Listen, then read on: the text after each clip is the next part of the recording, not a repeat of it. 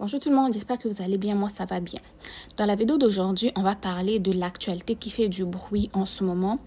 Apparemment, il y aurait plus de 47 000 étudiants étrangers qui vivent illégalement sur le territoire canadien. Representative of Immigration, Refugees and Citizenship Canada recently told at the House of Commons that more than 47,000 international students across Canada may be non-compliant with their visas by not attending classes at their post-secondary institutions.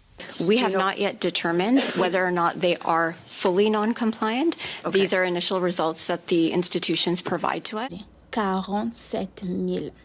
Ces étudiants-là seraient répertoriés dans 3 grandes provinces, soit la Colombie-Britannique, l'Ontario et le Québec, ok? Sinon, il y en a un peu partout, mais c'est là où on retrouve vraiment la plus forte concentration des étudiants étrangers qui vivent au Canada d'une façon illégale.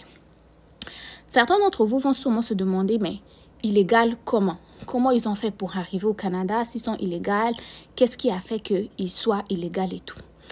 Pour être considéré comme un étudiant étranger vivant au Canada avec un statut légal, c'est que tu dois respecter les conditions de ton permis d'études parce que c'est ton permis d'études qui te confère ton statut d'étudiant étranger au Canada. Qui dit respecter les conditions de ton permis d'études dit être inscrit à l'établissement d'enseignement désigné où tu as obtenu l'admission. Deuxièmement, être considéré comme étudiant à temps complet pendant tes sessions. Tu peux être à temps partiel lorsque tu es en fin de cursus. Troisièmement, tu dois respecter le nombre d'heures de travail autorisées aussi. Okay? Donc, c'est 24 heures par semaine, plus de 24 heures par semaine pendant les congés qui sont prévus au calendrier scolaire. C'est très important. Et aussi, si à tout moment de ta formation, tu as l'envie de changer d'établissement d'enseignement ou de changer de programme, tu dois effectuer ce changement-là, mais tu dois tenir IRCC au courant de toute modification de ton statut qui dit l'école, le niveau et le programme d'études. Tu peux être illégal au Canada si tu ne respectes pas ces conditions. Une autre façon d'être illégal aussi, c'est que ton permis d'études est arrivé à expiration. Par exemple, tu es venu après une session, ok?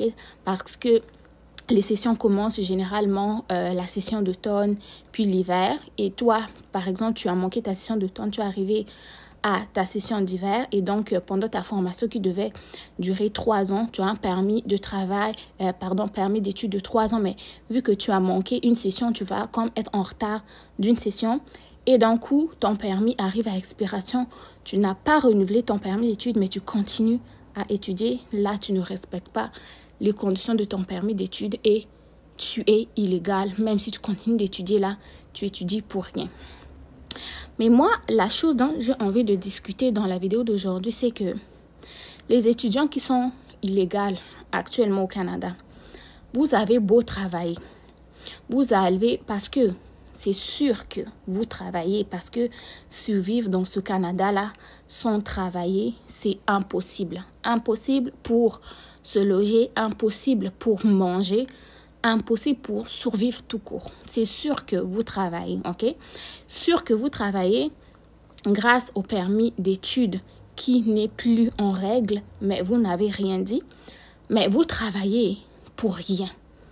Vous êtes en train de payer des impôts pour rien.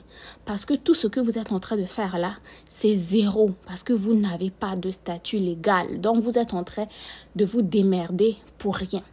Pour certains d'entre vous qui sont en train de se dire, ah, moi, je suis en train de travailler pour acquérir une expérience de travail, pour acquérir des années et tout, qui vont m'aider pour avoir ma résidence permanente, qui vont m'aider à croître dans l'entreprise, nanana, nanana. Tu es en train de travailler pour rien, mon frère ou ma soeur. Tu te démerdes pour rien. Ce que tu devrais faire là, c'est plutôt régulariser ta situation au plus vite.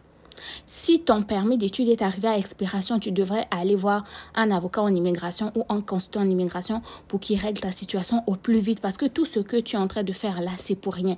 Oui, c'est sûr que tu es en train de travailler pour manger, pour survivre. Mais si tu comptes sur ça là pour améliorer ta situation plus tard au Canada, c'est complètement nul. parce qu'on vous a déjà répertorié. C'est plus de 47 000. C'est sûr qu'il y en a plein d'autres, mais pour le moment, ceux qui sont répertoriés là, c'est 47 000. Maintenant là, ça va être quoi ta direction?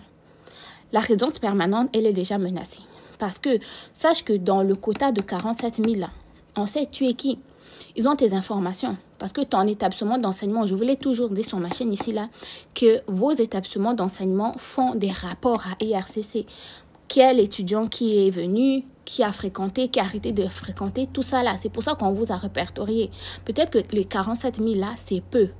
Mais ils ont déjà tes informations. Donc, au moment où tu vas vouloir demander la résidence permanente, c'est déjà cuit. Okay? Tu as fait 1 an, 2 ans enfant dans l'illégalité, ça sert à rien. Ne pense même pas à aller demander l'asile. Encore là, c'est déjà foutu. Avec la loi que je vous ai présentée dernièrement, le projet de loi que le gouvernement a déposé pour contrecarrer toutes ces demandes d'asile-là faites d'une façon zigzaguée et tout là, ça aussi, c'est une bonne solution. Donc, déjà qu'on vous a répertorié, ce qui va se passer ensuite, c'est quoi? Il y a beaucoup de gens qui sont déjà en train de spéculer. Oh, on va vous déporter. Oh, les visas sont annulés. Nanana. Déjà, un visa, une personne qui est déjà illégale, en fait, n'a plus de visa valide déjà. Le visa est déjà annulé d'office parce qu'il n'est plus valide. Okay? Si un visa est valide, c'est que le visa n'est pas annulé. Donc, votre visa n'est plus enregistré du tout. Donc, ce que vous pouvez faire pour régulariser votre situation, c'est aller voir des consultants ou des avocats en immigration qui vont mieux vous conseiller par rapport à votre situation. Pour aller demander l'asile, là, oubliez. Okay? Là, vous êtes en train de vous mettre encore dans des gros problèmes. Si vous voulez continuer à travailler dans l'illégalité, ça encore, vous êtes en train de vous enfoncer bêtement dans des problèmes. Régularisez votre situation au plus vite. Et que ça serve de leçon à ceux qui veulent vous prendre comme exemple, aller dans votre direction, ce n'est pas une très bonne idée. Régulariser votre situation, c'est le meilleur choix.